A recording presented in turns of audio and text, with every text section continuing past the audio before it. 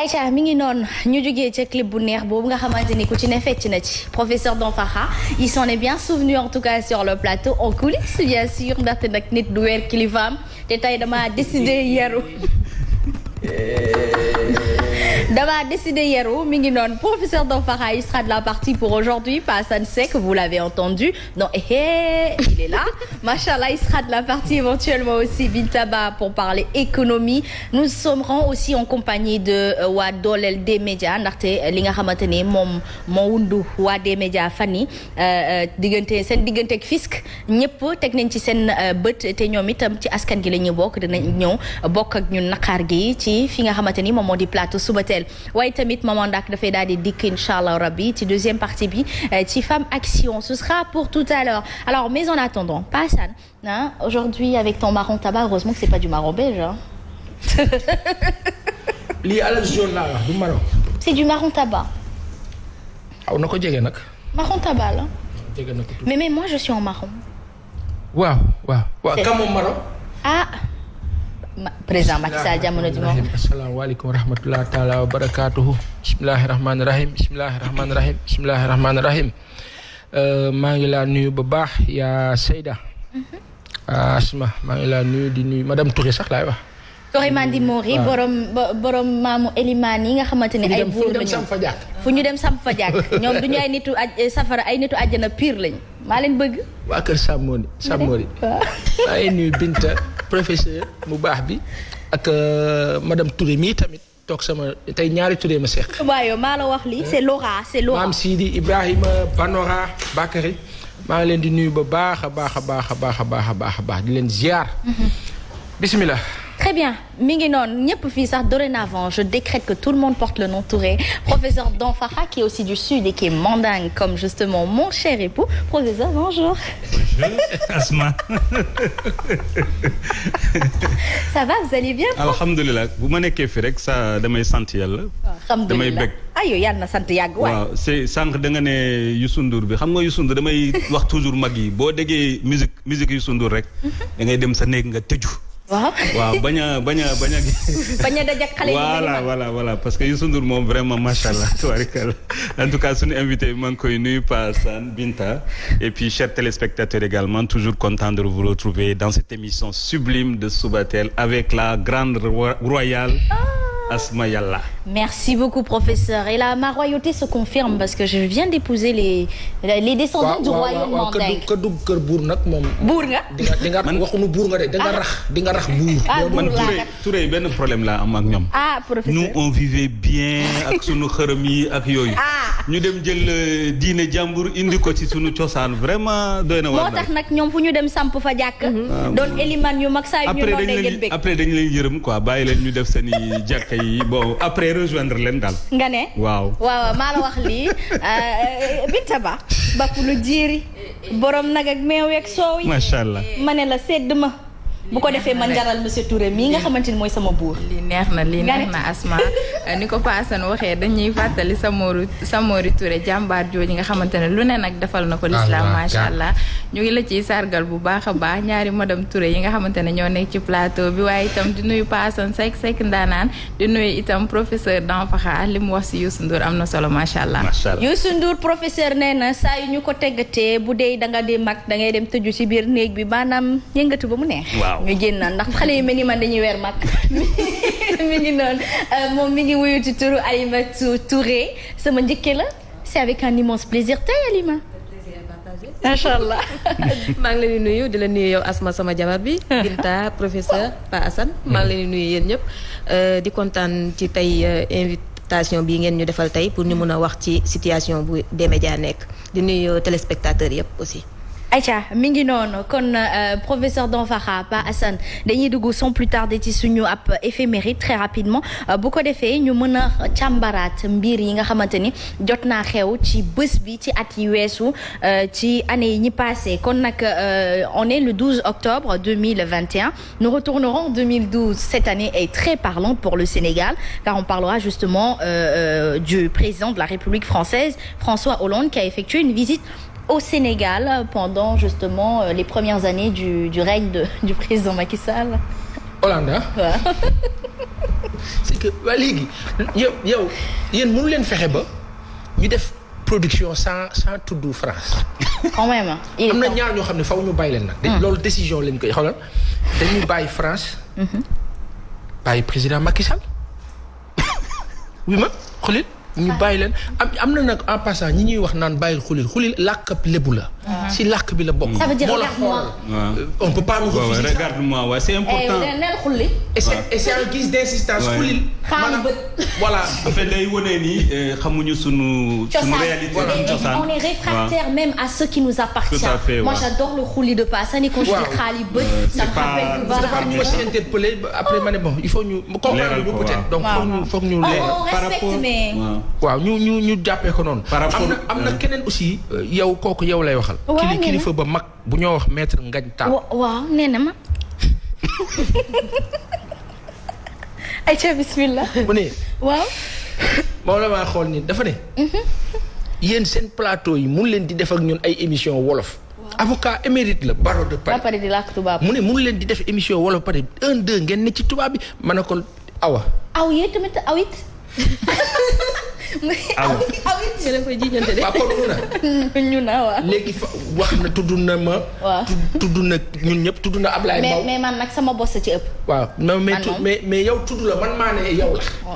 mais tudd na Ablaye Mbow.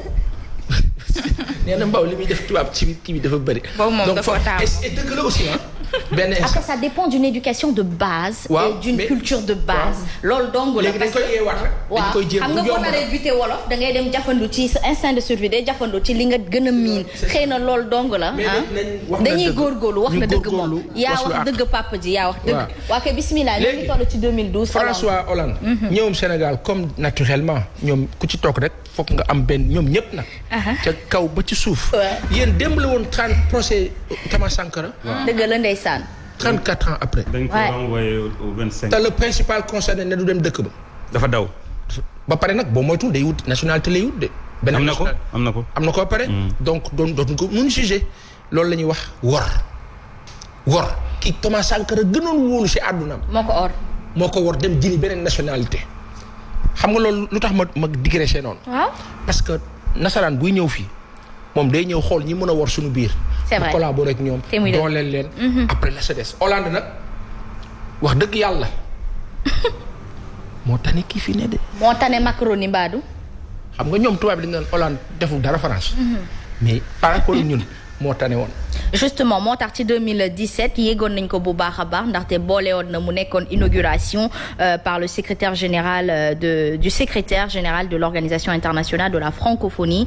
Le président Macky Sall inaugure à Dakar les locaux de l'Institut de la francophonie pour l'éducation et la formation IFEF.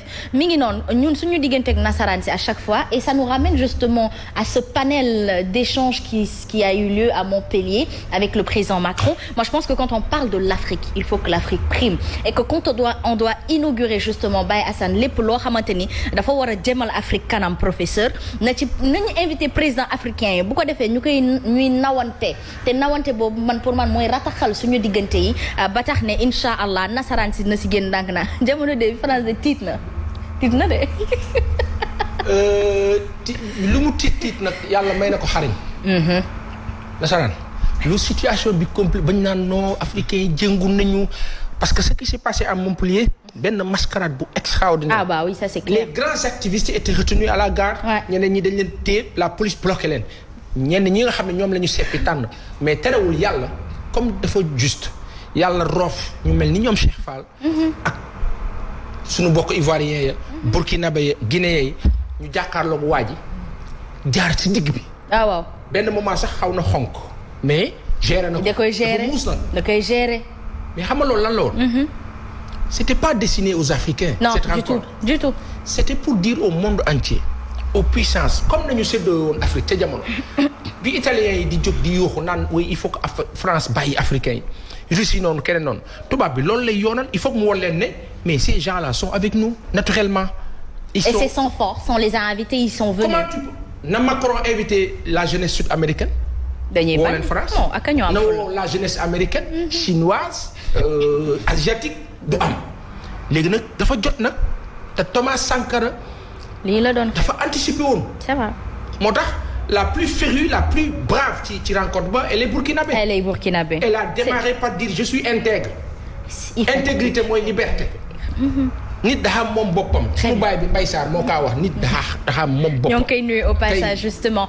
Professeur Danfara pour justement rester ci suñu rapport mooy France-Afrique parce que Afrique-France amagul bu dee dafa am tamit c'est vraiment de façon officieuse et que de façon officielle tey jii dañuy gis ne ni France dafay fexe ba wan ñu ni moom daf ñu dimbali te ñun ñoo koy xeetali ndaw yi demoon nañu échanger ak ñoom mais pour ñun il a justement peut-être aussi Pa Assane fait un pas qui montre encore la grandeur peut-être de l'Europe vis-à-vis de nos dirigeants africains ndaxte tey jii ku dul président Macky Sall te mars bi li fi xewoon moo tax mu dajak gune yi waxtaan ak ñoom je pense que des panels d'échange tels les présidents africains ñoom ci boppam seen bopp dañoo war a ut loolu am ko seen diggante ak seen ay ndaw ba tax ne danañ xam li ndaw yi di xalaat parce que moi je reste convaincue que c'est pour xam la nouvelle génération de l'Afrique ou de l'Union africaine comment cette population la pense parce que justement l'autre système est vraiment obsolète.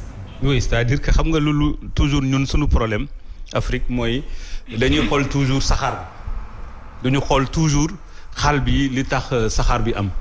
boo xoolee ndaje bi am Montpellier du fukk ñaari 12 personnes maanaam fukk ak ñaar doomu aadama ñoom ñoo jël kàddu di waxtaan di wax ak président Emmanuel Macron ñëpp. sunu commentaire yi foofu la. mais loolu saxaar rek la. ñaari mbir moo lal ndaje boobu. dafa amoon ci ndaje bi ñetti junni doomu aadama yu ñu invité mu am junni yoo xam ne dañuy jógee ci Afrique junni yoo xam ne ay doomu Afrique la ñu nekk ci diaspora bi. junni nit yoo xam ne ay nasaraan la ñu nekk foofu. ñi nekk ay yore seen entreprise ñi nekk ay hommes de culture ñi nekk ay hommes de pensée. ñoom ñoo daje bala ñu egg ci 12 personnes yooyu dañ ko def rek pour lëndëmal li nga xam ne moom moo am impact bi dans 10 ans dans 20 ans junni doomu aadama seen africains yi fa nekkoon ñoom ñoo yore entreprise yi yore alal ci réew mi continuer di lëkkaloo ak France. Donc, il y a une mascarade derrière où il se lie de nouveaux partenaires dans la jeunesse d'actuelle. fii ba fukki at ñi nga xam ne ñoom ñoo fa nekkoon ñoom ñooy am entreprise yu mag ci Afrique di continuer di liggéey ak France. domination bi di gën a continuer. beneen aspect bi ci am moom dafa bëggoon parce que lii ñi nekkoon foofu lu ñuy wax yëpp ñëpp xam nañu ko. mais lan mooy différence bi rek mooy le fait que ñu wax ko moom day gën a tax waa France bàyyi xel ci loolu lu mu bëgg a wane ni mooy man maa gën Front National. man maa mun a gérer Afrique mais Front National mënul gérer Afrique comme élection bi nga xam ne dans 7 mois lay am France dafa bëgg a néewal doole le Front National moo tax mu indi débat boobu dans l'espace politique français. Et on sera toujours au dépôt on dirait qu'on a peur Pa Assane de couper le cordon ombilical ci diggante France. chaque élection française man damay toog di ñaan yàlla Front National gagné.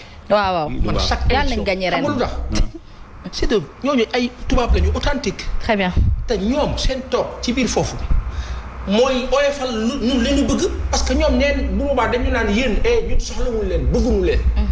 lii fi ne. Très bien. Donc boobaa ñun dañuy moom suñu bopp aussi. Aïcha, on rappelle en 2019 le président Macky Sall reçoit au palais de la République son prédécesseur maître Abdoulaye Wade 2 semaines après leur réconciliation par le khalife général des Mourides mu di Serigne Mountakha mi nga xamante ne dañ koy ñaanal yàlla na fi yàgg ci ànd ak wér à l'occasion de l'inauguration de la grande mosquée Massalikul Jinan de Dakar. Si on rappelle, ce fut beau, ce fut grand de leur part et surtout de la part du khalife qui nous rappelle justement que eux tous sont justement des ambassadeurs de la paix et de la religion. Merci. Baye Assane dañuy dugg dalal la ci biir actualité, on le fera sans transition bien sûr. On parlera des élections locales, le sang a coulé à Ziguinchor, Ousmane Sonko attaqué par des nervis. Certains diraient que c'est de la provocation qu'il a fait. Alors fii dëkk bi nu mu tudd. Dakar, Sénégal. Sénégal ku moom Sénégal. Sénégalais yi xanaa. Ok donc ku nekk am nga droit de circulation. waaw. lu xam ni dafa commencé di am ci dëkk bi te baaxut. moo la lan. Fouta Macky Sall moo ko moom. Casamance Ousmane Sonko moo ko moom. on sait où lu doy waar la. jamonoy Ablaye Wade daaw ñu dégg loolu. lu tax ñu koy dégg ci jamono bi parce que daa am ko am doole jéng soo jéngee ci mbooloo nag ña ca des ca mbooloo ma dañuy ut tamit fu ñu wéeru lii fi ne mais mën nañ ko jéggi parce que Sénégal moom mu neex leen mu naqari leen kenn mënu koo salfaañe lan moo xew Casamance waa UNACOIS yenn foofu ñoo invité Ousmane Sonko ci information yi ñu am invité ko recevoir ko war a waxtaan ak moom ca ndaje ba ñooñu seen bërëb ba ñu doon defee ndaje ba malheureusement dafa tombé mu ñàkk sori mel ni lu dend kër way juru Doudou Ka mu ngi mel ni rek tey nga ne seen TV la ñuy defee ndaje ñu ne kër gi à côté kat fa la diw dëkk waa léegi est-ce que loolu raison la pour dal ci kaw nit après ñenn ñi dinañ ñu maandu leen xam leen nu mu demee fekkewu leen ñu ne ñun nag Sénégal dafa toll fi nga xam ni dañaa wax li nga xam ni moo fi nekk ñaari parti lay wax parti Doudou Ka xam la ne dafa mel ni dañ doon taafantoo réunion ba pour attaquer kër Doudou Ka nan la Ousmane Sonko ak ay nitam di demee Casamance pour attaquer kër Doudou Ka loolu xel mën na koo dégg xanaa bu ñuy wax ak Sénégalais yi sax ñu wax leen lu mën a yemu maanaa buñ ko defee de c'est petit les mêmes personnes qui avaient attaqué Guy Marius Sagna la ñu jiiñ tuuma ne ñooy defaat même chose bi ba Guy Marius di dem Casamance waaye léegi kon foofu daal chasse gardée dañ ko war a interdire ay nit am na ñu fa am accès Bougane dégg nañ ko bu yàggul muy wax ne dañ ko fa c'était menaçant mu dem fa kon daal kenn amul droit teg foofu tànk loolu moo la lan te président am accès foofu war a dem Sédhiou loolu moo la lan Baye Sane après est-ce que ñoom foogoo ni que ci jamono ji négam politique gi dafa jaxasoo ba nga xam ni ku jug rek tey jii bu fekkoon ni nit wala waaye takk der yi wala waa APR bu ñu romboon buntu këru Sonko bi nekk fi cité kër góor gi dañuy naan on se méfie ils se prennent en ennemi et ça peut être très normal que tout de suite mu am lu xaw jaxase seen diggante loolu la ñu wax mais dafa am benn affaire bu am nag dina ko wax fii moo la lan kamu neex ak kamu neexul waaw il faut que ñu bàyyi système de terreur c'est vrai ça c'est vrai dañ ko gis 2010 2011 2012 ñun ñëpp fii la ñu fekk APR noo ko wax fii da ngeen a violent très bien on vous aime trop parce que vous êtes nos compatriotes mais da ngeen a violent ci naka xam nga loolu xam nga tey jii nii la question est bien oui ba la waxee ci naka ci li ñu gis très bien ba leen gisee ngeen yor ay jaasi yor ay arme di dagal nit ñi naan dem leen ngeen def leen noonu ba ko gisee fekk ka xam ko dégg leen dañuy xam ni lii la malheureusement ca jamono bañ cay toll ci opposition ba attitude boobu dafa feeñoon mais on l'avait pas trop senti parce que boobu ñu ngi am problème ak Ablaye Wade ñëpp nekkoon ci benn sens aujourd'hui loolu dafa feeñ mooy que tey on va vers des locales la terreur pour tout le monde yéen ngeen jël sunu administration bloqué ko jël ñëpp def leen ay politiciens dëkk bi taxaw taxi est-ce que xam ngeen benn affaire seetlu ngeen leen ci dëkk bi vous pouvez compter le nombre de taxis qui passent devant vous au temps de Wade vous ne pouviez pas parce que dañu bëri woon flux bi dafa amoon doole foo tourner ñu ngi dawatuñu lu bëri pourquoi parce que client bëreetul parce que te tey la population sénégalaise gën a yokku tey la marché bi gën a yaatu mais tey la marché bi gën a tëju pourquoi parce que vous avez créé un déséquilibre stupide très bien stupide boo xam ne kenn xamul lu mu doon ci administration boo xam ne yow mii madame Touré buñ la nommé fenn boo amul base politique at ba ca toog boo xefee doo fa toog loolu moo jur li xew ni fi mu ne nii Doudou Ka yore AIBD mu leen ko ni bu ñàkkee Casamance dañ koy wàcc da koy jaral lii mais alors est-ce qu'aujourd'hui système boobu bu naree dem ba dugg professeur ci administration yi est-ce que du gën a yàq suñu jikko yi parce que on parle justement de notre société et on parle de defaraat suñu jikko est-ce que il faut justement appâter les gens avec la politique en leur mettant des conditions d'avoir des partis de base solide ndax ñoo ngi koy gis Mame Mbaye Niang mi ngi bëgg Dakar kii di Aly Ngouille Ndiaye bëgg na Dakar kii di Abdoulaye Diouf Sarr bëgg na Dakar Mame Mbaye Niang il s'y rejoint justement lui aussi il attend l'instant de gagner les locales de Dakar. Est-ce qu'aujourd'hui, parce que ceci confirme justement la thèse de Pa Assane, comme quoi que il faut nga am foo teg tànk ngir mën a xettali président Macky Sall ak waa APR ëllëg bu ko defee ñu jox la léegi nag poste ministériel bu xaw élevé. Est-ce qu'aujourd'hui ça ne devient pas justement, la politique peut se faire, mais respectons nos administrations pour que les institutions soient respectées? waaw loolu de lu am la mais xam nga lii yëpp Macky Sall mooy perte. mooy perte parce que fii ba 20 ans. 100 ans lu Sénégal di retenir ci moom. kenn du wax ne mu ngi doon tëj na diw mooy lu mu réaliser lu mu defar ci réew mi est-ce que fexe na ba askan bi jógee ci ndóol est-ce que fexe na ba école bi gën a taxaw yooyu la loo xam ne moom moo gën a am solo li ci des yëpp mu def benn mandat mu def ñaari mandat wala mu def 100 mandat loolu amul benn sens mais su fekkee moom nag nangu na jël ay nit yoo xam ne vraiment du ñu liggéey mais affaire am la mais xam naa askan bi dina ci def mais man li ma bëggoon yokk rek mooy nañu bàyyi di yee fitna. Très bien. nit yi dañoo sonn ni nga ko waxee léegi te bu ñu continuer nii ñi am ci réew mi ñoom ñooy gën a sonn parce que bu amee affrontement ci dëkk bi ñi am ba pare ñi amul dara amul lu ñu ñàkk. exact mais ñi am ñooy ñàkk. kon nañu bàyyi di yee fitna. Très bien. fitna baaxul. et am na fenn fu mu bëgg a tëjee. Très bien. mooy que Ousmane Sonko tey. waaw. ginnaaw affront boobu. dafa décider def caravane ci dëkk ba yàlla na si yàlla def jàmm. amiin waay. ñoom nee nañu waajal nañ seen bopp ku leen di song nag na nga waajal sa bopp te yàlla bu waajalante am yàlla bu affrontement am yàlla na fa jàmm am. amiin ñuy araftu di wax président APR ki ko jiite du président Sénégal moom la mais malheureusement moom moo jiite parti ba na changer style. na changer style, on a besoin d'un peu plus de grâce, d'élégance. jàmm ko de paix. De paix. yow ñun wuy ma dama kaa tàccu nii yow xam ngeen ñu jàmm amatul lu lekk lu naan mais may la nu noyyi. mais boo leen ci bëggee jël gàddu ay jaasi gàddu ay nervi fuuta ngeen dem dóore fu ngeen dem dóore ba fi nit ñi jogaate di ngeen am problème. Très bien. Aïcha, on parlera de l'ouverture des frontières. La France ouvre ses portes au Sénégal. Oh là là. La France et le Sénégal, je pense qu'ils sont époux sans nous le dire. Ces deux pays sont amoureux, ils sont mariés et ils nous ont pas avertis. Non, mais ces deux pays se suivent et se succèdent comme deux verbes où l'autre se met à l'infinitif. ñu ubbi frontières yi. Mais quelles sont les conditions pas ça nee nañ lan.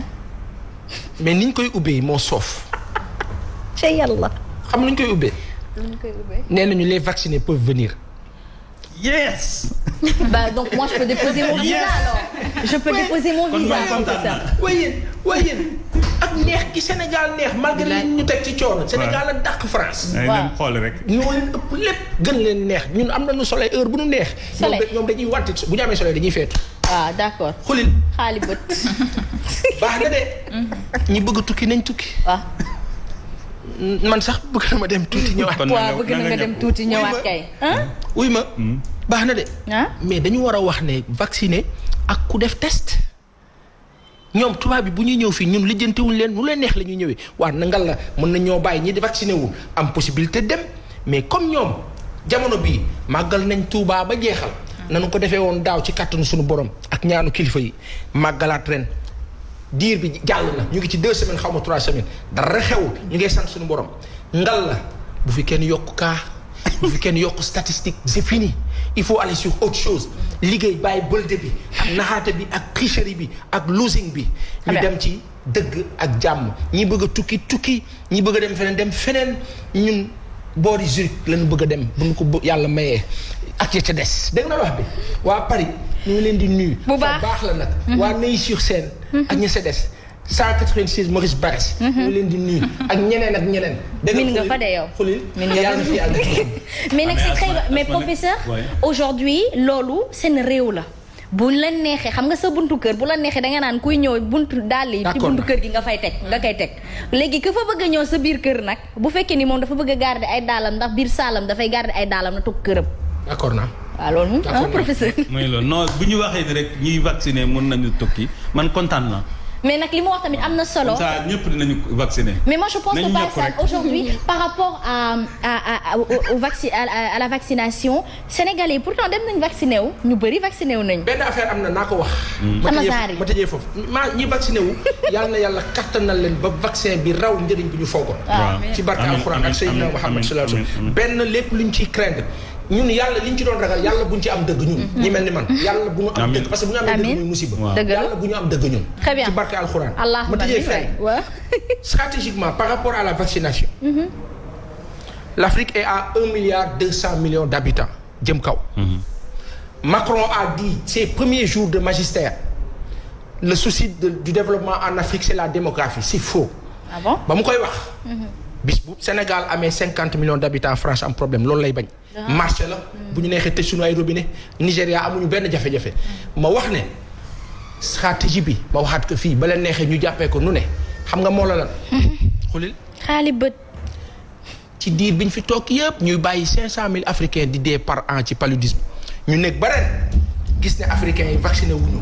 très bien ñu génneel ñu vaccin contre le palu nekkat xale yi am 4 5 ans 7 ans am nañu vaccin contre le palu sama xel la maa waxee. sama xel ñaaw na trop ci lu ni mel OMS moo orchestré kilifa yi ñuy déglu sénégalais yi xalaat leen nañu xalaataat Sénélec ma tëjee foofu li xew fii démb mooy ñi tëdd ci suufu pont bi.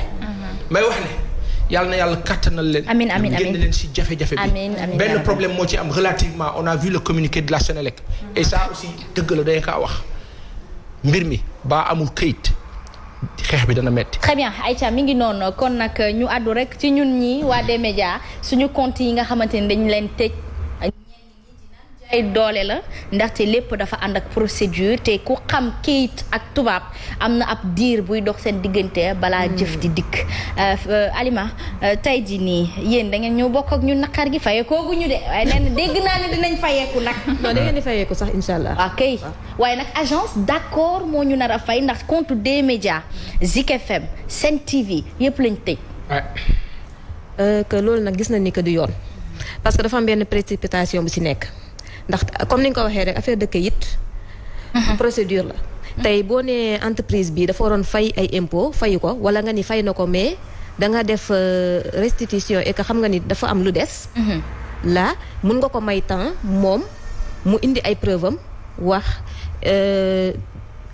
mbir yi nan la demee ngeen saytuwaat kayit yi mais pas tëb rek ne lii am na tak dañuy tëj bloqué compte yi loolu du yoon moo tax ñëpp ne acharnement la tey bu nit ne acharnement la peut-être foofu lañ koy waxee. ak tamit ndax mënoon nañu may nit D-Média temps.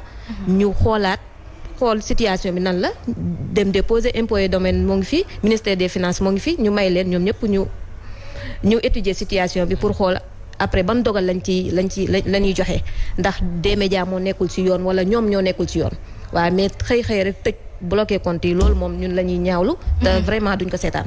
te yéen en tant que ay fans da ngeen nekk ñoo xamante ni da ngeen bootu ginnaaw D-Média. yéeg seen bopp lool ci télé askan wi ndaxte lépp lu ñuy diffuser da ngeen di gis ne ni dafay yokk askan gi. ba pare di ko jëmale kanam. bu dee tamit ay xalaat la méngoo nañ xalaat ak askan gi.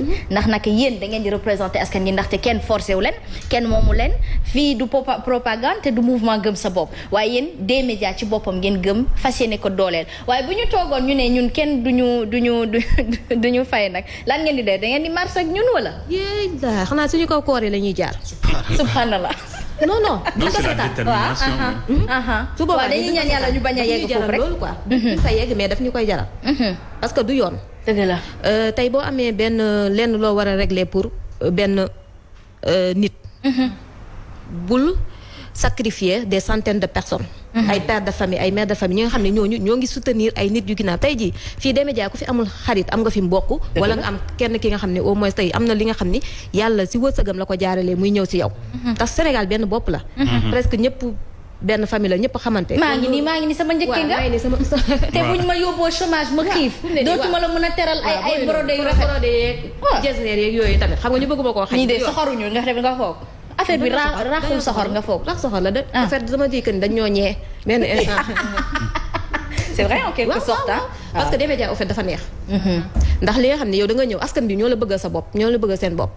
yow forcé woo en fait ñoom ñoo ñëw vers yéen kon loolu bon loolu rek ndamu des médias la loolu rek am na ñoo xam tey buñ sañoon dañ koy am te amuñu ko loolu rek mun nañ fa xam ni benn instant acharnement bu amee côté boobu la en plus tamit ngeen nekk fi pour askan bi te tey jii bon dinaa ko tudd quoi nguur bëggul média bu ànd ak askan bi moom bu sañoon média day ànd ak moom te loolu tamit sénégalais yi war ñu ko seetaan ndax bu ñu demee bu foofu ba média yépp ànd ak gouvernement donc où va ce pays kon ñun léegi bon mun na wax ñoo ngi ci note bi ñu nootoon ba tey te loolu duñ ko nangu doo leen ko nangu des médias da di seen yëf nag yéen wane ngeen ko de ñoo ko moom télé askan wi nga ne ñoo ko moom te muy dëgg ñu nekk ay ndaw professeur yoo xamante ni képp ku ñëw ku bees sax ci kër gi li muy wax ni dëgg la ñoom dañuy ndeysaan ku ci nekk dañ lay dooleel même suñu page réseaux sociaux yi da ngay gis ne ni ñoom dañuy ñëw complimenter bëgg programme bi te miin kër gi lool donte sax nag gis nga amuñu fi contrat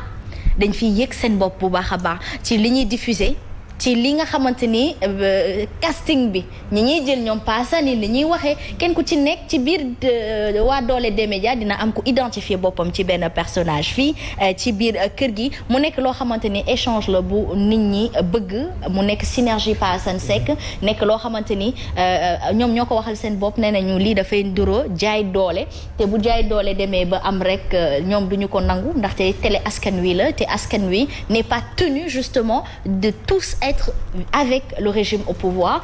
On a la liberté quand même et la démocratie de dire on n'est pas avec eux sans pour autant payer les prix. C'est normal. Hein? yal na yàlla fay leen yal na yàlla fay leen yal na yàlla fay leen bu baax a baax a baax a baax. amiin rafet na jekk na démb waa nitu dëgg ñëw lànk ñëw nañ fi. ndeysaan yeneen kilifa yoo war a ñëw. Ousmane Sonko defoon na déclaration samedi ne bu ñëwee Dakar moom itam dina àddu ci mbir mi. Thierno Alassane Sall Malick Gakou ak ñeneen et puis même au-delà ñooñu mooy ñi ñu xam mais ñi ñu xamul. ñu ëpp. démb toog naa sama benn xarit bu ñoo wax Alassane. Ndaw ma nga ba boori Montréal yële. tard dans la nuit mu ne ma yëg naa seen jafe-jafe yi. très bien. dana am lu ma la yónnee ci sa Wave pour taxawu la. aywa parce que ànduma si li leen teg. je le dis honnêtement. non c'est vrai. et le geste est fort. c'est vrai. la ma jox neex na ma trop. waaye boobu nag ñun ñoo bokk benn naqar bi. la ma jox neex na ma. la mu def neex na. waaw geste bi surtout parce que xam nga lu tax. indil. il faut que dans ce pays nit ñi di def dem dans le sens endogène du terme mooy population yi gis ne lii narut a nekk. waa population Sénégal jóg ne ñu ngi dem fay béréb sàngam ndax li ñu leen teg du yoon. prestataires yu Sénégal yi mënuñu amuñu seen contrat. jëluñu leen nañ leen jàppale. cette solidarité agissante là elle est intéressante. nekk ci nguur gi nekk ci xolu askan wi ko gën. lii nag dal na xel nag lii dal na xel. président Bougane Gueye Dany yàlla na sa ngelaw neex. yàlla na yàlla sàmmal ko boppam du dëgg. waaw lépp loo xamante ni moom moo di pexeb noonu rek. yàlla na ko yàlla xettali ba mu mucc ceeg jàmm. am na benn nouvelle bu xaw triste buñ ma jox. sunu xalif ba baax bi. fi jóge di Seydi Abdoulaye Thiaw Lahi dafa am ka nga xam ne dafa bokk ci njabootam ku ñoo wax Chérif mu ngi nii Chérif Ousseynou Laye Thiaw bu fi jóge ñu war ko denc tey 16h30 moom la ma Abdoulaye Diagne wax suñu bokk laay ni ñu leen di jaale encore di leen masawu di wax yàlla na yàlla àtt ko sa yërmande mi gën a allahumma amin ya rabbi amin ya rabbi mi ngi doon kon nag Oulimatou jërëjëf. maa leen di remercier waa di wax encore une fois rek que bon nañ jàppale des médias nañ jàppale Bougane Gueye Dany parce que tey ji li nga xam ne yow nguur yaa ko war a def am benn nit bu ñëw jug pour defal la ko créer des centaines d'emplois kooku da nga ko war a jàppale mais pas nga koy faagaagal pour mu dem suuf ndax lu ci mënti demee rek yow lay jàppale maa ngi leen nuyu yéen ñëpp di leen remercier invitation bi en tout cas merci beaucoup ñoo ngi lay nuyu waa groupe dooleel des médias yëpp yaakaar naa ni seen taxawaay gis nañ ko waaye na xam ngeen ni fan la ndam li nekk sax mooy que bis ni ki tey nguur gi moom ci boppam ak ñi ko wër ak ay ñooñam wala adduna bi danañ xam ne ni des médias mi télé askan wi la te ba pare askan wi xas nañ ba teg leen bët di xool kan ak naka lañ leen bëgg a salfaañe seen ak yelleef jërëjëf Aïcha mi ngi noonu professeur Don Farha, on va faire place justement à Bintaba tout de suite pour parler de l'actualité économique du pays et de d'autres pays pour lire nu rek xool ba xam. Ce sera tout de suite en compagnie de Binta.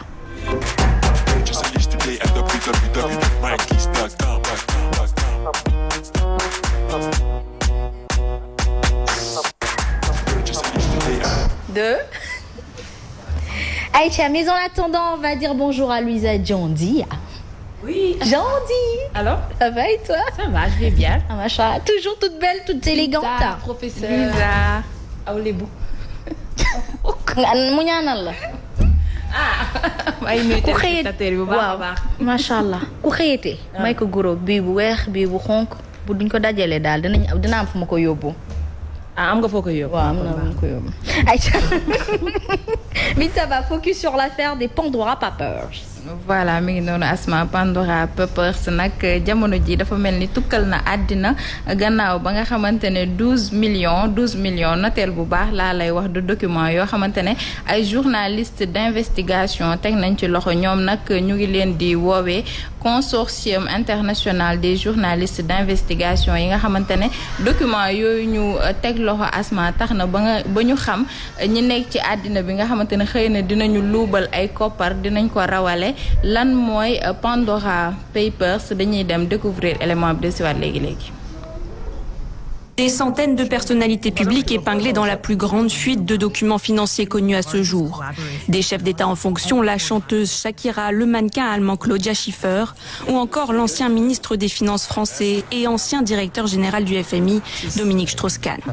Les Pandora Papers, c'est près de 12 millions de documents issus de 14 cabinets de services financiers. Les données portent sur 29 000 sociétés situées dans des paradis fiscaux. Alors on trouve de tout. On va trouver effectivement des personnes condamnées pour crimes, des escrocs, des gens qui font du blanchiment de trafic de drogue, mais aussi des chefs d'État qui veulent cacher leurs avoirs ou ne pas déclarer toute leur fortune ou qui veulent faire. Aïcha mi ngi noonu Bintaba.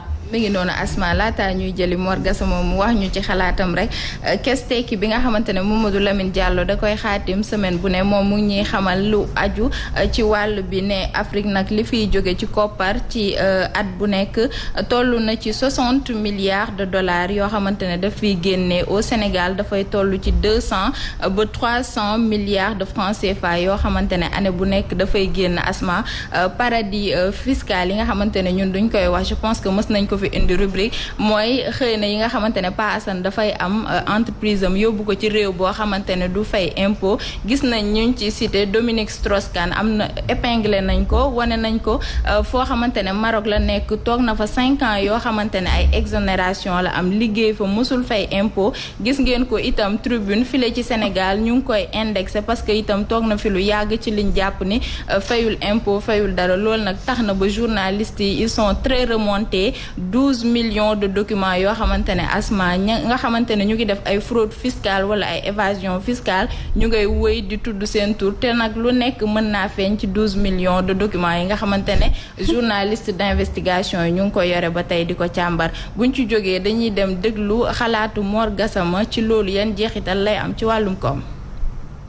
Les Pandora Papers donc kooku ay fuite la ci ay information yoo xamante ni bii yu secret la waaw maanaam yu ëpp ay genre paradis fiscaux xaalis boo xamante ni bii génn na ci dëkk dugal foo xamante ni bii pour souvent bañ di fay impôt ak voilà dina la mën nit ñi de manière générale parce que paradis fiscaux yi ñu ëpp loolu lañ ci jublu ñu muy gën a concerné mooy vraiment ñi nga xamante ni am nañ ay moyens am nañ xaalis comme ak ñekk dans les affaires maanaam da ngay gis chef d'entreprise yu mag yi gis ci yenn président yi yenn ancien premier ministre et cetera bref ay hommes d'affaires yu mag a mag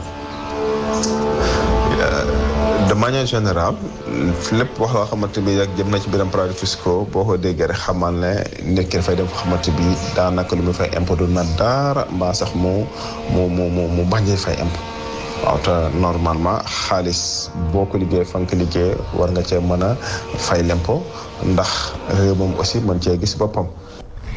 dëgg bu wér. mi ngi noonu Asma liggéey rek buub dem sa yoon dafa mel ni moom moo fa am ci yooyu la document yi nga xamante ne moo feeñal 35 chefs d'État feeñal tamit ay personnalités politiques ñu bëri en tout cas seen tur mu ngi ci yooyu la yëf liggéey ba pare rek yëkkati sa lépp te mosoo fay lempo dem sa yoon wala ay luubal ay blanchiment d'argent nga nekk autorité fenn jël xaalis ba ut noo ko def ba luubal ko yóbbu ko ci beneen dëkk donc tey ji journaliste d'investigation suñu confrère yooyu jar nañoo félicité bu baax a baax.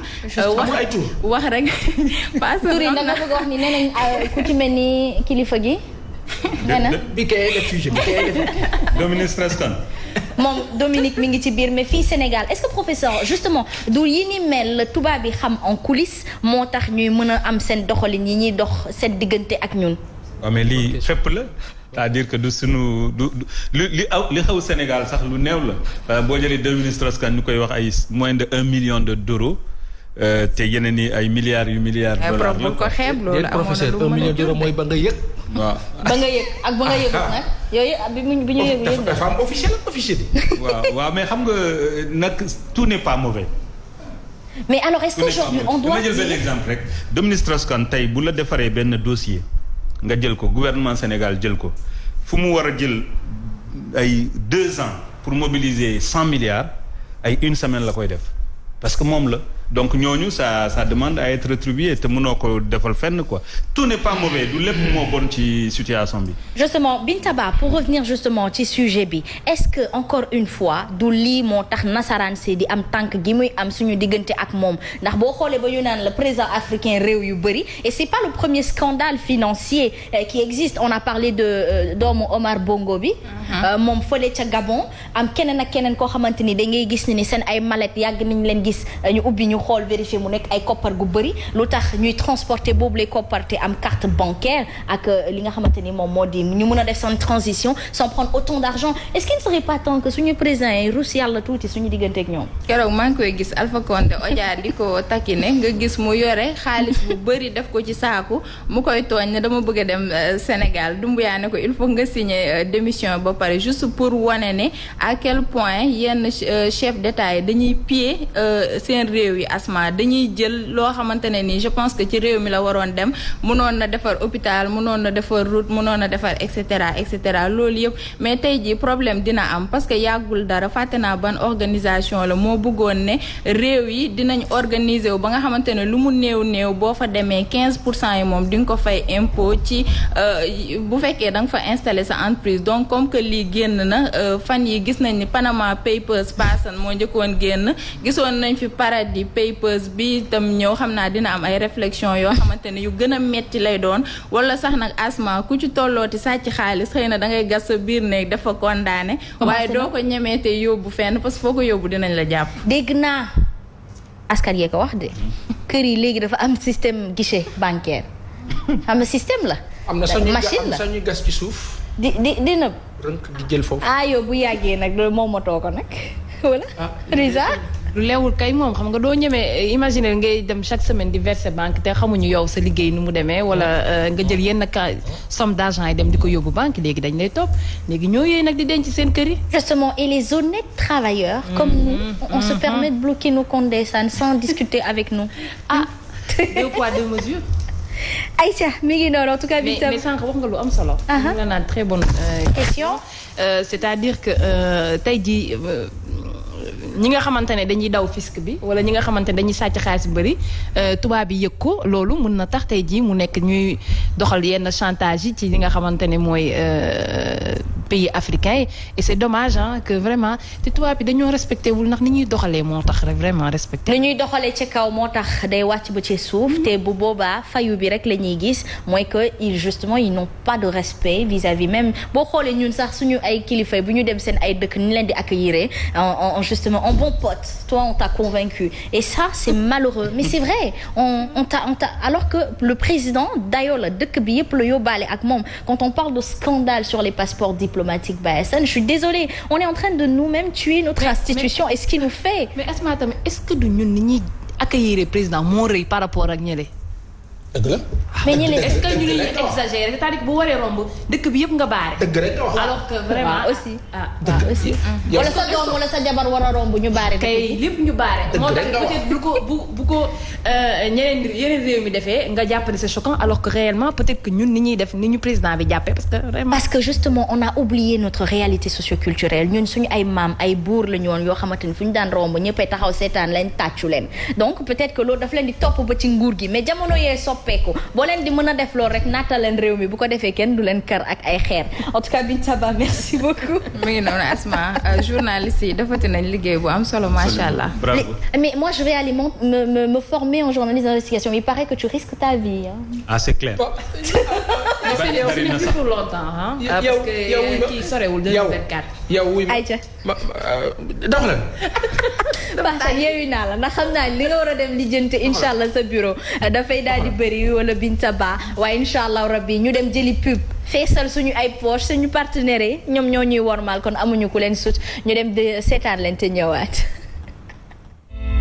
ci jamono ji ñu tollu ak feebaru coronavirus bi nañu gën a faratal raxas suñuy loxo ak saabu te di ci ñaax njaboot gi yépp saa su ne Cetex saabu liquide la bu doux te gaaw a xëpp di dindi bépp saleté ak microbe bàyyi ñu ak xet gu neex disponible chez Casino, U-Utile, U-Express, Auchan et Exclusive.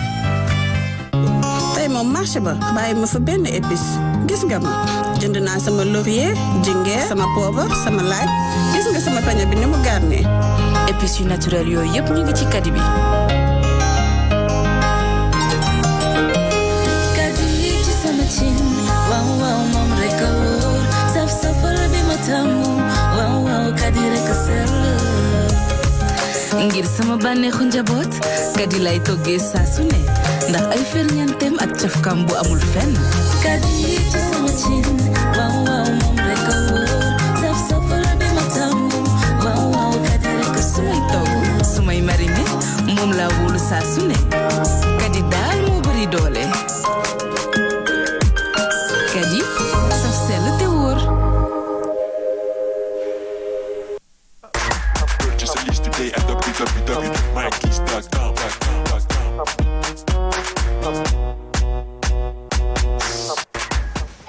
Deuxième manche, on fait place à coach Moussa Mamandak, droit de Ness. Maman, maa ngi lay ziar bu baax a baax. Khadija maa ngi lay fay di am mbégte ak bànneex di feggoo ak yow ci émission bi. macha allah di nuyu l'honorable professeur di nuyu coach Moussa sa mbokk taalibe di ko ziar ci weer bu màgg bi di nuyu la première dame Louisa Diandi.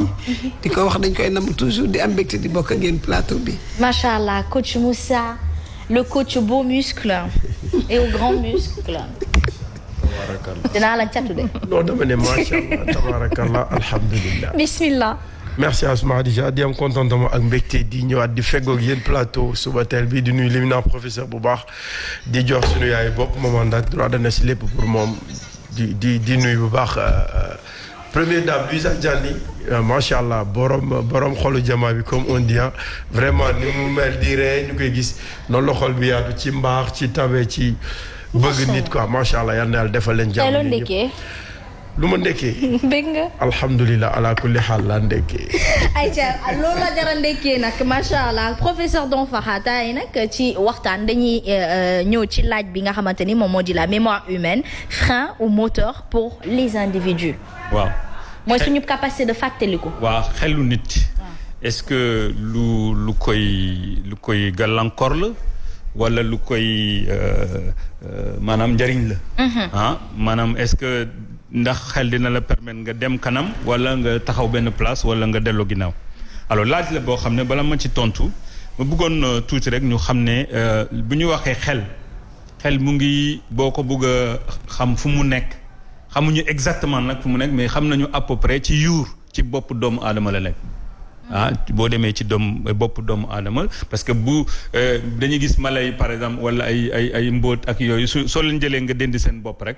dootuñu fàttaliku dara donc ça veut dire que ñu ngi xalaat ne xalaat doomu aadama mu ngi ci boppam ci li nga xam ne moom mooy yuur bi alors mooy lan xalaat buñ koy waxee mooy dénkukaay la rek fu mel ni lekkat wala nga am sa saak loo fay dénk lan la ñu dénk ci xel benn bi mooy lépp loo xam ne li nga xam ne moom la ñuy wax organe de sens lu bët di gis dañ koy daf koy denc ci xel lu nopp di dëgg li der di yëg li bakkan di xentu li maanaam làmmiñ di sentir loolu yëpp dañ koy denc ci xel donc mooy foo xam ne denkukaay la alors yooyu la ñu fay denc naka lay doxalee nag benn bi mooy dañu koy ranger dafa am ñaati tiroir yoo xam ne moo nekk ci biir xel doomu aadama benn tiroir bi mooy lépp loo xam ne doomu aadama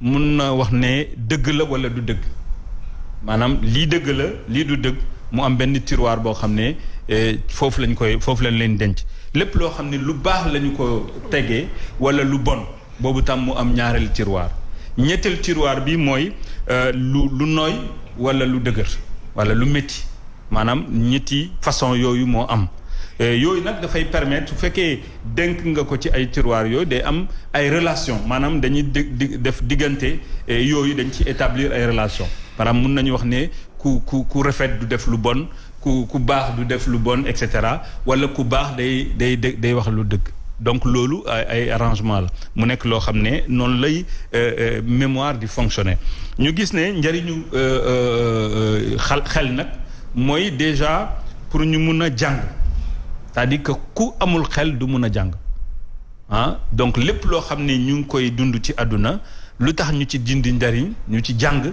c'est parce que dañu am xel bu ñu amuloon xel loolu du am ñu xàmmee tam dëgg ñu xàmmee tam lu baax loolu yépp su fekkee xel amul loolu mënul nekk alors dafa am ñetti situation yoo xam ne mooy permettre ñu mun a wax ne xel frein la maanaam dina tax nit du avancer maanaam daf lay tey ci benn place wala sax delloo la ginnaaw damay jël benn exemple rek pour ñu xam ko xale boo jël liir boo jël ci 10 mois yi ci fukki weer yi lay jàng lakk bu mu nàmp mun na nekk chinois mun na nekk leneen ñun mag yi boo jëlee mag boo jël dina jël ay lu ma 3 ans pour mu mun a jàngal lakk donc ça veut dire que plus mémoire bi maanaam plus xel bi di fees plus doomu aadama di maanaam lu muy jàng capacité jàng bi dafay gën a yéex parce que loolu c'est normal parce que comme da nga xam lu bari léeg-léeg pour yeneen nit dugg da ngay am résistance donc loolu première chose muy ne plus xel bi di fees moins doomu aadama di mun a sukkandiku xelam beneen bi tam mooy ubbi am na ñoo xam ne dañuy seen xel dañ koy tëju c'est-à-dire que bu ñu nee dañuy bari lu ñuy wax lii dëgg la te duñu nangu ne ñeneen ñi am nañu dëgg tey dañuy tëj seen bët maanaam du ñu gis réalité lu ñu bëgg a gis lu ñu bëgg a dégg loolu la ñu dégg loolu la ñu yëg donc mu nekk loo xam ne saa yoo nekkee ci situation boo xam ne da ngay tëj sa xel doo ubbi sa bët doo ubbi sa xel doo sa nopp ainsi de suite ci àdduna da ngay dem boo sa xel mu nekk problème ci yow beneen aspect bi tam mooy ñaaw njort nekk na loo xam ne tam mun na tax xel bi lépp li nga am ci biir maanaam lu baax li fa nekk du feeñal maanaam du tëmb daal dafay mel ni saa yoo amee ñaaw njort rek lu bon rek mooy tëmb moom ngay gis donc mu nekk loo xam ne beneen affaire la ak beneen affaire boo xam ne mooy ñàkk liggéey ñàkk ité ñàkk am projet plus doomu aadama ñàkk lu muy ité lu muy def plus mu am problème ak xelam parce que xel du fàtte dara très bien waaye mais pour ñu mun a jëfandikoo il faut nga am benn projet à l'inverse képp koo xam ne da nga am projet képp koo xam ne da ngaa rafet njort képp koo xam ne da ngaa ubbi sa xel ubbi sa bët ci àdduna loolu yëpp dina permettre xel mu nekk loo xam ne dafa lay avancer loo ci àdduna du la retarder. Très bien, merci beaucoup professeur. On va justement parler aussi de li nga xamante ni moom moo di la socio-esthétique pourrait être un soin support face aux effets du traitement du cancer. Professeur Louisa dafa wax léegi ni xel am na avantage ak inconvénient ak naka nga koy utiliser pour justement que mu nekk avantage ci yow pour ñi nga xamante ni dañoo dund ay lu métti en général day jafe ñu jàll ci leneen socio-esthétique bi moom lu mu ci mën. ak lan la ba pare justement. Ouais, exactement balaa may dugg ci loolu bon c'est à peu près dans le même contexte. Il faut savoir que le parfum de l'âme c'est le souvenir.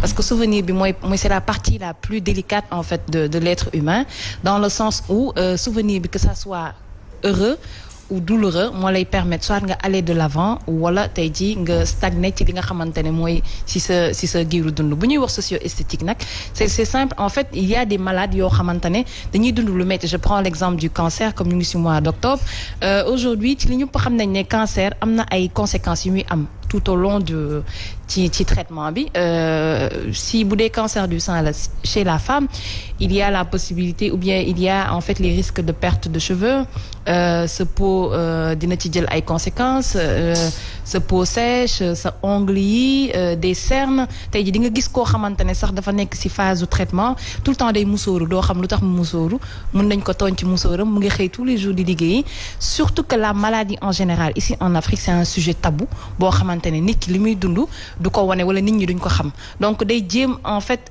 tey jii di ko intérioriser te loolu comme li ngay wax c'est des souvenirs yoo xamante ne wala c'est des vécus yoo xamante ne c'est des moments douloureux te mën na nekk frein tey jii si sa continuité rarement ngay gis malade boo xamante ne day dund lu metti tey jii di ko jéem a xeex soit dafa am entourage boo xamante ne da koy soutenir bu bari wala nga xam ne rek c'est une personne qui est solitaire et que loolu day tax avancement am sur le plan de la vie day xaw a yéex donc bu ñuy wax socio-esthétique c'est simple en fait ça peut être un soin support ci li nga xamante ne mooy traitement wu cancer wala maladie parce que dina la permettre tey ji maladie peut-être ñu ubbeeku ci ñi nga xamante ne mooy kii esthétique yi tout ce qui est salon esthétique wala ñu demander des conseils loolu day fekk nga vraiment nga pare pour wax ci sa maladie nga pare pour fësal li nga xamante ne moo la bëgg moom moo la dal lu tax may wax ne c'est important ñu di ko fësal parce que day permettre boo nekkee ci au cours du traitement nga soxla tey jii l'esthétique c'est un boost en fait ça n'a rien de négatif parce que da lay permettre que sa image ton image de soi que tu puisses encore le développer ou bien que tu puisses encore accepter mooy esthétique mooy lépp luy toppatoo sa bopp ngir taaral sa bopp dafay baax ci yokk gëm sa bopp ak yëg sa bopp bu baax parce que pour nous les femmes beaucoup pensent que dañuy defaru pour plaire à nos hommes mais malheureusement on doit d'abord se plaire à soi-même avant de se mettre dans la tête de leur plaire à eux et que suñu complexe yu bari c'est psychologique professeur c'est vis-à-vis de la mémoire on se met des barrières et c'est pour ça qu'à chaque fois benn coach boo ko amee sa vie nga ñàkk ko ni da ngay toog je suis plus belle, ainsi de suite, alors que ça reste encore un problème esthétique, mais psychique. Absolument. Surtout que tu parles de coach. Aujourd'hui, le sport, tu dis rarement ngay gis coach boo xamante ne da ngay def sport. Tu peux dire tout le temps que tu réussis pas à atteindre tes objectifs, mais dina la booster tout le temps. Et ce boost loolu muy am c'est du frein tey jii si sa dund au contraire ça apporte en fait un peu de positivité si li nga xamante ne mooy sa vécu. Donc sociaux c'est ça en fait c'est l'idée de c'est juste s'entourer de personnes yoo xamante ne parce que tey jii képp mënuñu dem ñun kese. On a besoin de tout ce qui est de la société pour avancer parce que ñun kese c'est vrai que motivation il faut tout le temps aller chercher ça mais mën na jóge ci ton entourage ou bien ci les ateliers disons les ateliers de beauté les ateliers de maquillage que tu peux aller faire en étant dans la maladie ou bien dans l'épreuve. C'est très important et ce qui peut-être permet d'atténuer la mémoire, d'atténuer la douleur qui est stagnée dans la mémoire, professeur, pour justement positiver le tout et aller de l'avant.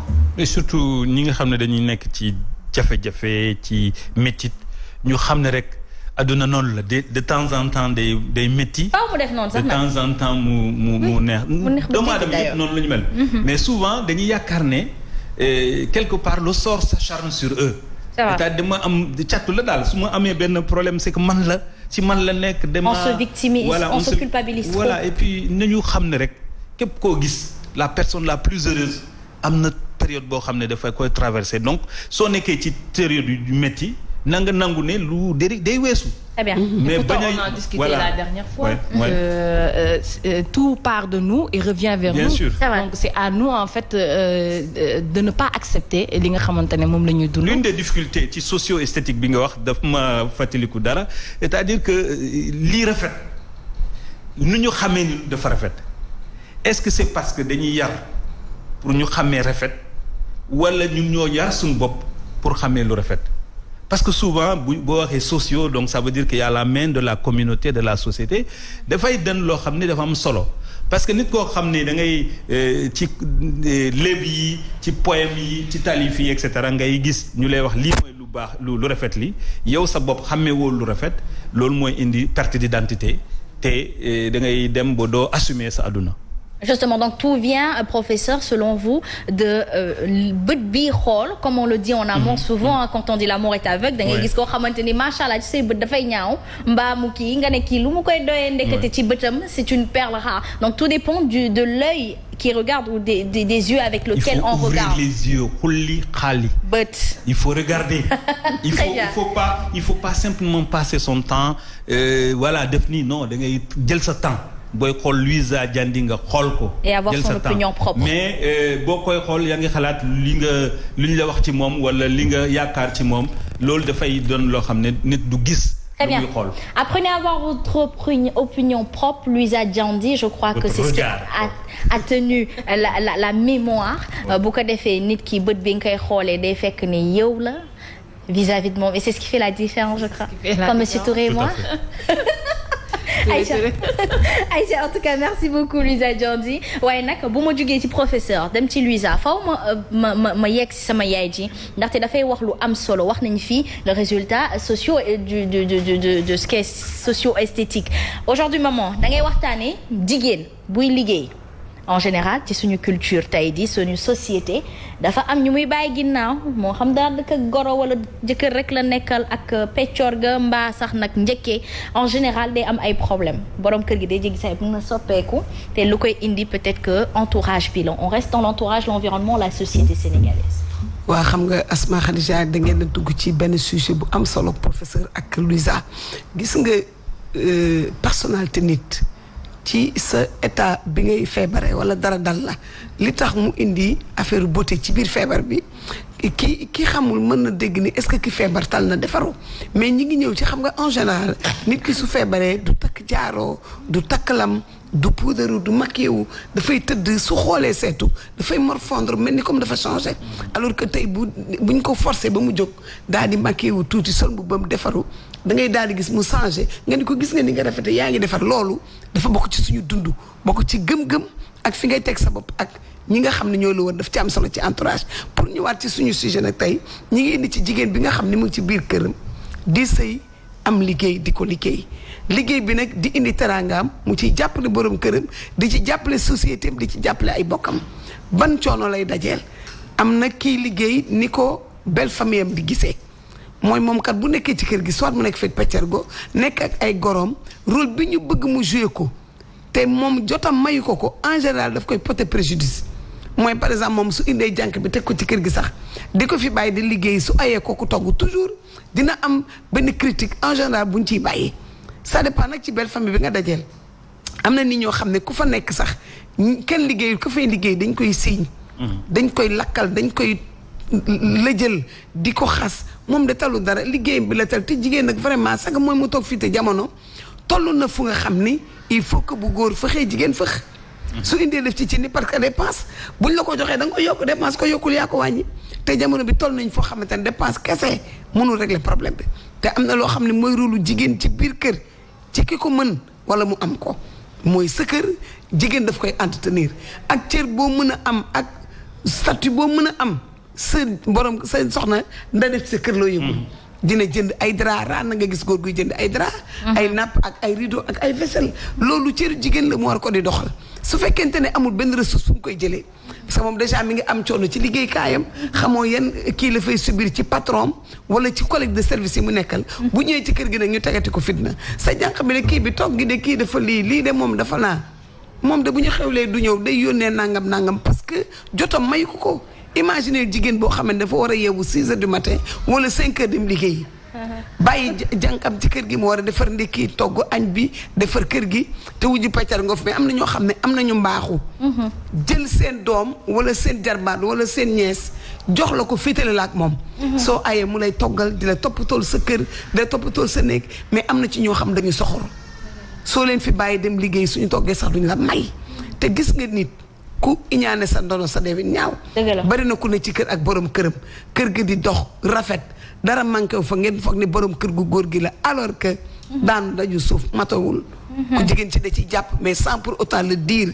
du ko xam nga ñëw ci kër na këram nga dem moom lu mu am def ko ci kër ga dara du fa jeex te jabar ja du fa toog talu koo toggal talu ko yekk xamoo sax ndax li ci kër gi ndaw see ko fi dafa la déet te yooyu muy loo xamante ne jigéen ñi nga xam dañuy liggéey dañuy dajeek moom ci biir ay coono ñuy jànkoonte seen biir sëy bu fekkente ne yow da nga bàyyi sa kër même soo dee liggéey nag war nga am benn œil vigilant ci sa kër soo demee ngay woote fan ngeen toll soo ñëwee nga am droit de regard dugg sa waañ loo togg naka nga defale mère bi añ noo defale mais am na goro yoo xam ne taarkal la mel ni man rek lu ne seen loxo nga ca bu wàccee de moom mu ngi ci nekk moom da génnul boobu léegi te xamuñu nga xëy teg say talon sore ca ndax bureau bu ne nga dugg fa yéeg escalier wàcc yóbbu signature dugg fii xamuñu lan nga daj ba ñëw ci kër gi te nit du machine maanaam coono bi nekk ci ku góor ki buy xëy di wàcc nu muy sonné ba ñu ñuy sant ñu leen di dàmpal seen ay tànk bu boobaa mooy toll ci ñun te jamono sax nag yaay jamono ji benn salaire yaakaar naa ne teewutul benn kër professeur jigéen ñi war nañ dem liggéeyi te nag bu fekkee ne yàlla ngi leen di xiir ñu koy dellu ci biir kër gi moo tax nag dama daan dégg kilifay di naan diggante ñaari xale yuy sëy mag bu maandu moo fa mën a taxaw di àtte ak di leen yedd maman mag ju maandu googu nag mooy xaw manqué ndaxte ba tey rek tout revient justement à suñu yaay yi peccorga ba bu dee moom la yaay ja lay boole bu dee njëkkee ba la ci yaayam lay dem wax boole la waaye kooku nag moo war a am justement benn réaction yaay booy boo xamante ni moom mooy indiwaat jàmm apaisé ku nekk xam sa bopp te du sonal doomu jàmbur. waaw parce que yaay ji ci kër gi nekk sa goro damay wax toujours ne jigéen bi réussir ménage def lu baax ba xëy doomam dem am teraanga jëli jabar indi ko ci kër gi daf koy def comme doom bu mu jur am na kër yoo xam ne soo fa demee ni jabaru càmmiñ bi di ay di togg noonu la njëkk jigéen yi di ay di togg parce que kenn ku nekk di nga war wàcc di nga sëyi doo fab sa doom def ko ci kër gi bàyyi ko mun a princesse sa jabaru doom di togg di yàq su dee liggéey am na ñoo xam dañuy liggéey ba wàcc dugg togg mais loolu tegul ci yoon ku ko teg doomu aadama bu doon sa doom doo ko teg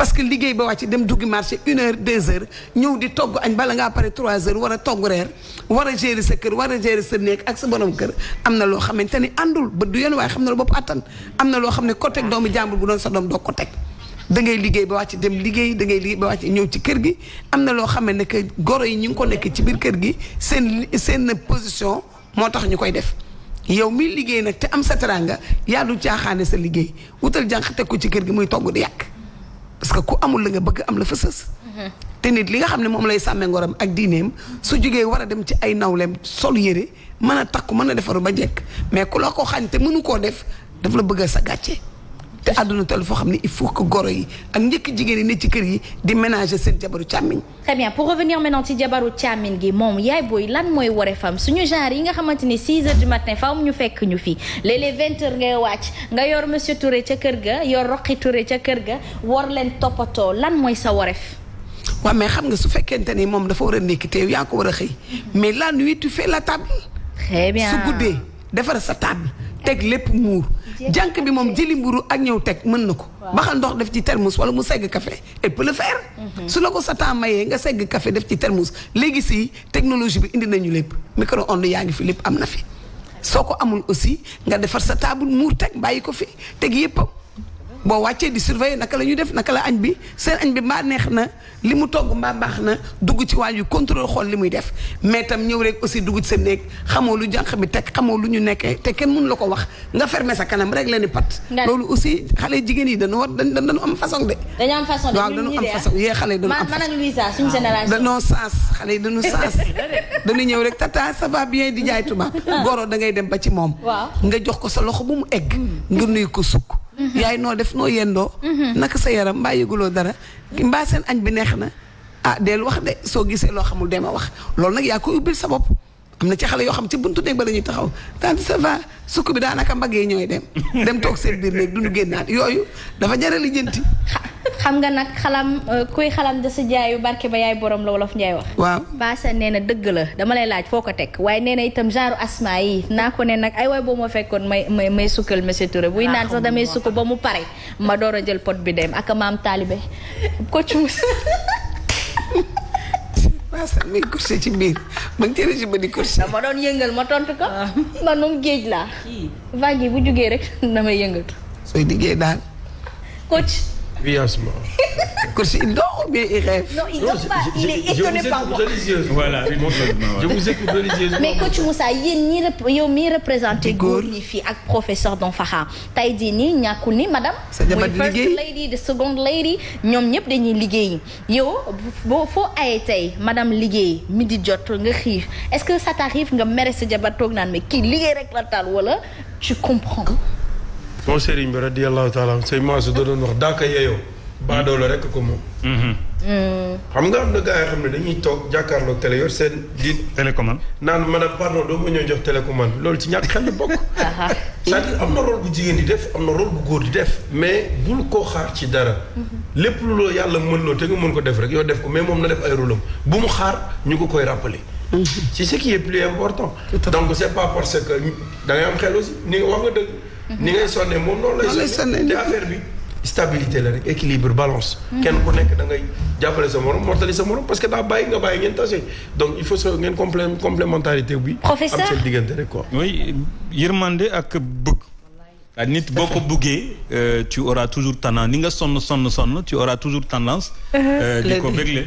donc je pense c'est important ñu jiital surtout xol yi quoi ci lépp lu ñuy def. yaay booy Louisa ñun jigéen ñi dañuy dem ba ci biir am jëkkër bu compréhensible ba dañuy surtout bu ñu nekkee ay directrices bu ñu nekkee ay employés nii amul problème de mais yaay booy il suffit que ñu nekk patron di tàmm yili fële te loolu c'est la nature humaine et je crois que dañu war a am le sens de la repartie mooy que booy dogal fële léeg-léeg da lay topp nga wax ak sa jëkkër am benn ton bi nga ama te loolu baaxul si yow te l'islam nee na dafay bokk ci li wàññi sa barke jaboot. waaw mais xam nga Asma loolu dafa bokk ci éducation jigéen. très bien ni ñu koy yaree mais ni muy waxee ak borom këram cër bi mu ko war a jox ni nga war a waxee ak sa goro ak cër bi nga ko war a jox ni nga war a waxee ak sa ay employé parce que yilif nit di ko liggéey loo taxul nga moom ko.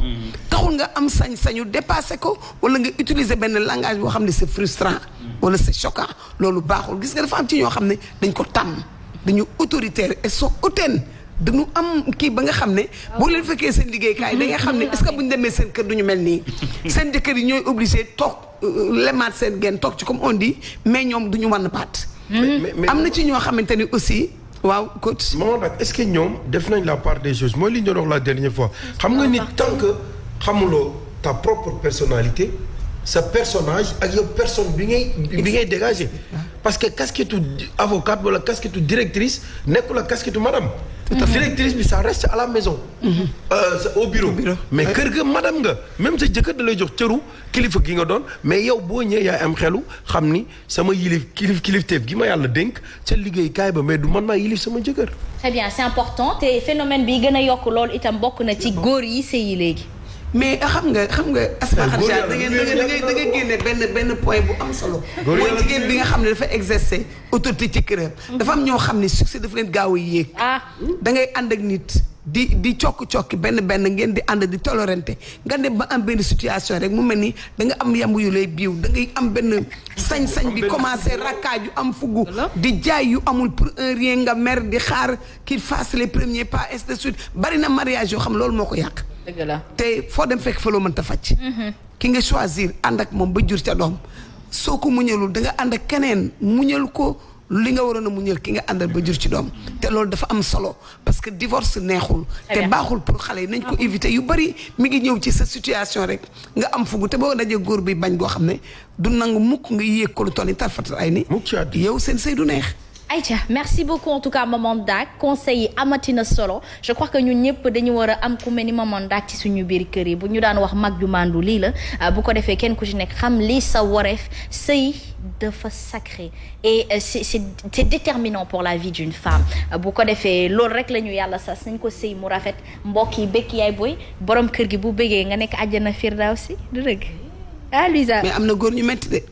seen jabar wàcce nañu mel ni ku sotti ay xal. mën a tere invivable mais on saura les adoucir n'est-ce pas. waaw. loolu de mooy seen rôle.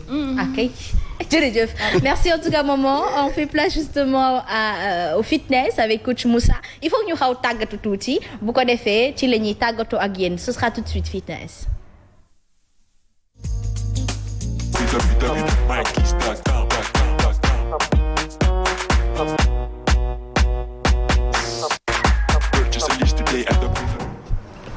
Aïcha, coach Moussa, on va parler de la séance d'entraînement à haute intensité par intervalle.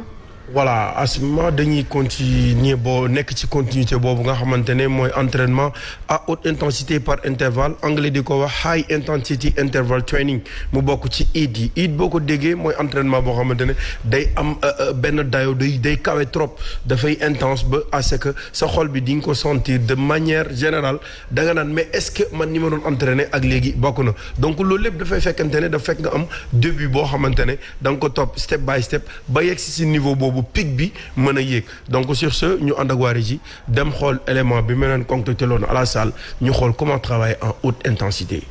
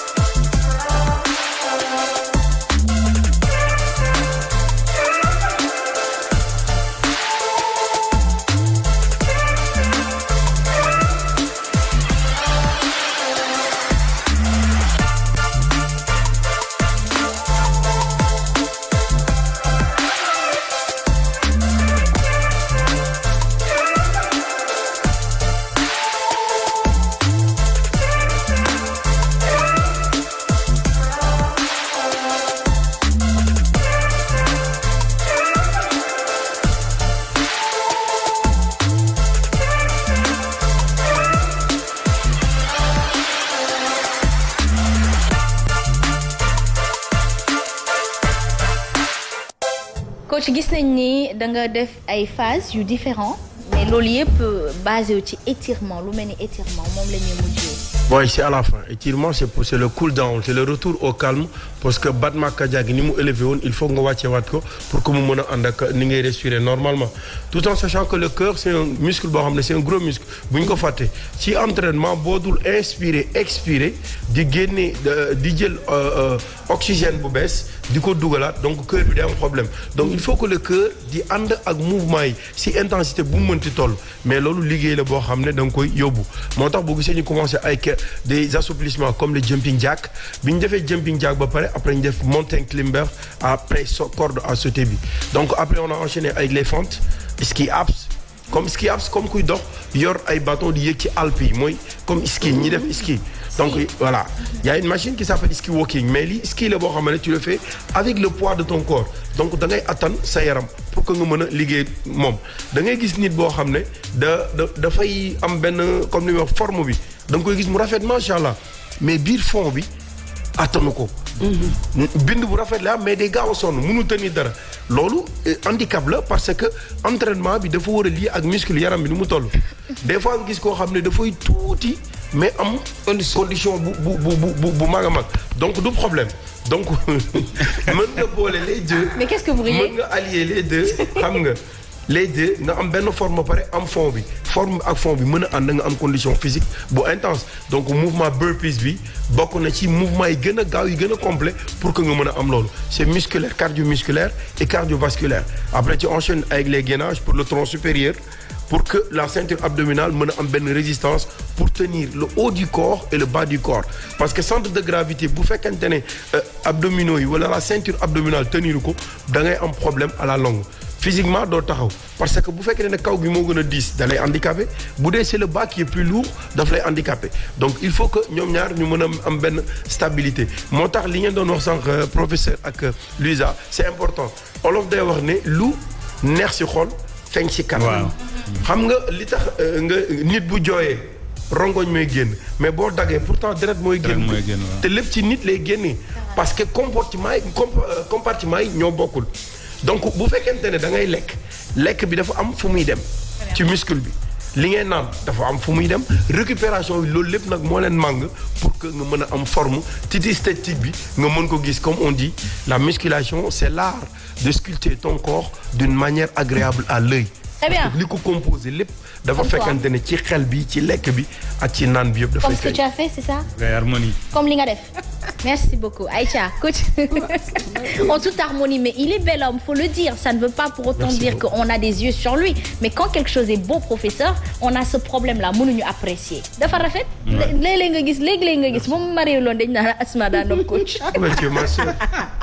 mais heureusement que je suis madame Touré que nopp ma ko dund nag mais tu es ma sœur et je suis ta sœur justement ma lay ñaanal yàlla ay xale ñoo ko jóge nga ne waa ji de yàlla nga fa sey amiin waay waaw yàlla nga fa sey Aïcha mi ngi noonu te am ci ndam aussi allahumma amin loola jara ñaan defal ndam waaw ndam mi nag fukki at ak juróom dina feeñ inchallah rabbi Aïcha mi ngi noonu je félicite le professeur Ibrahima Thioub pour le prix Al-Fassi de l'association des universités francophones ce sont les mots du président Macky Sall et la doctorante Aminata Souran Mbaye Diouf pour sa deuxième place au concours international ma thèse en 180 secondes de l'OF bravo kooku mi ngi nekk doomu kii di Mbaye Diouf ancien journaliste fële nga xamante ni moom moo di RTS nekk aussi collaborateur de madame Viviane Wade et aussi conseiller de Eva Marie Coll Seck suñu kilifa googu voilà le président encourage une jeunesse et c'est justement à montrer c'est le beau côté de l'AS borom xam-xam yi quoi. borom xam-xam yi mi ngi leen di bàyyi xel ba pare di leen féliciter et loolu moom la ñuy xaar ci moom coach Moussa moom tey moom ki muy souhaiter joyeux anniversaire doomam la une belle petite fille d'ailleurs Mam Sidi mi ngi wuyoo ci turu Aminata Diop Ndiol Mak la fille justement de son petit frère Moustapha Jamil Moustapha Jamil machallah bébé Aminata Diop ngi nii yaayu yonentu Yàlla Muhammad sallallahu alayhi wa sallam depuis Bargny bàyyi ma bàyyi mu xalaat moom non yow wax ko rek chaque jour mu seetaan xam naa ni yow la gën a faa ko man quoi bàyyi nga happy birthday ko rek happy birthday bébé dundal lu bëree doom ju ne yaay booy yaakaar la ci waajur yàlla na nga doon yaakaar gu mat ba pare buy faj te ñëpp xaj ci yàlla na nga màgg ànd ak wér bëri xam-xam lool ba ñu ràññee la ci mim réew juba dundal lu bëree en fait sunu grande sœur lañ ko tuddee te papam c'est moo topp ci man te quelqu'un la boo xam ne suma papa bi muy wàññeeku daf ma ko dénk quoi moo tax voilà c'est la fille de mon petit frère. Très bien c'est très émouvant en tout cas Mam Sidi man ak waa Subatel yëpp nañu waa Medina Sabax xaar ndax dama war a dem nuyoo Luisa Diandi macha allah nuyu naa Roqi Touré nga ne nuyu naa Adi nuyu naa Yacine nuyu man sama mbokk yi fa nekk yëpp nuyu naa leen Binta nuyu naa la nuyu naa képp ku fa nekk ca Medina Sabax ñoo moom jamono ji waa Ndar fàtte leen ma kon ñu ngi nuyu waa Medina Sabax yëpp di leen ñaanal jàmm di leen dokkee ci weer bu màgg bi di leen ñaanal yàlla ñu gàmm ko ay at yu bare bari ànd ko ak yow yàlla yokk monsieur Touré ba mais professeur ak Fassane bu ñu dem déglu gars yi borom kii yooyu noonu affaire nu mu tudd Sabax ko yaa ngeen di dagg seen nopp di ko may fa la fekk baax dafa neex foofu non c'est extraordinaire foofu fa la fekk baax loolu seen yëf ku ko am da nga koo àbb waaw Medina Sabax rek la dëkk nga ne waaw ko yaa dëgg la Touré Mandi Mori ziar naa leen bu baax xam baax Touré yi fa nekk Pa Assane boo bëggee dégg yu baax yi nii da ngay def ni moom monsieur Touré li mu def xam naa voyage boobu dama am benn xarit boo xam ne dafa def benn site internet bu naay si woyu Medina Sabax yi il faut que mu ñëw bokk ci voyage bi da ciy bokk bu baax il s'appelle Malick Diop après jox ma ko waaw dinaa la jox site bi maam Malick Diop mu ngi Lyon mi ngi noonu non Toulouse la nekk non musique yooyu dalay bercé waaw super waaw c'est extraordinaire Luisa ay buur a koy dégg de bus bi wala léegi la àddina yàqu Sénégal Tour tonton Mbaye Sarr jox ñu minibus. waaw bu ko defee ñu ànd ak Paasan mu jiitu ci kanam toog ci wetu chauffeur bi. madame Fram rek yàlla madame am ndam rek. madame Fram c'est madame Sow moo ci xaj quoi. lii nii moom yàlla bu ci cat. dama bëgg waaji ba dama koy tarbi. da nga muñ nag. waaw te yow ku bëgg muñ. muñal de. Mame Mbaye moo ko doon wax mu ne kenn jaaxal ko ci àdduna ku dul ki bëgg ndax ki bëgg loo ko teg dina ko attan ndax li mu bëgg. waaw te man maa bëgg waaji nag. mooy noonu. Paasan yi boo ko bëgg a dégg defal ni monsieur Touré man xam nga merci beaucoup à l'équipe en tout cas vous êtes tués pourquoi rigolez vivez. On t'a laissé haut. On t'a laissé haut. Non mais parce que après ça sera une autre. Asma ci boppam moo ñu téléchargé. Asma ci boppam te Asma nag neexul ba neexul bëgg na mais boo moo ñu de bi yow rek yaa ko am jëkkër waay. j'ai dit salaamaaleykum waa di jàmm la. j'ai dit on t'a laissé haut. xam nga loolu àdduna la nag. ku nekk rek moom rek am fi jëkkër. salaamaaleykum. Merci, c'est sûr justement cette bonne ambiance, cette gaieté du cœur qu'on vous dit à demain pour une autre édition de Subatel. En attendant, le programme lui se poursuit sur votre chaîne leader mu di télé askan wi di la Sen TV mi nga ko Mantoulaye wala tonton Fall Ndege di ñëw ci kanam tuuti ci biir waxtaane ko xibaar yi diggu bëccëg 14h ànd ceeg Mame Mbaye Ndiaye waaye tamit 15h 15h30 wane ma daal di dikk 17h 17h30 le grand rendez-vous et l'information reprend à partir de 19h avec l'essentiel, le journal 19h45 et celui de 20h où j'aurai le plaisir justement de vous faire la présentation des prévisions météo de demain. Bonne suite. Just a list to play at www.mikeys.com.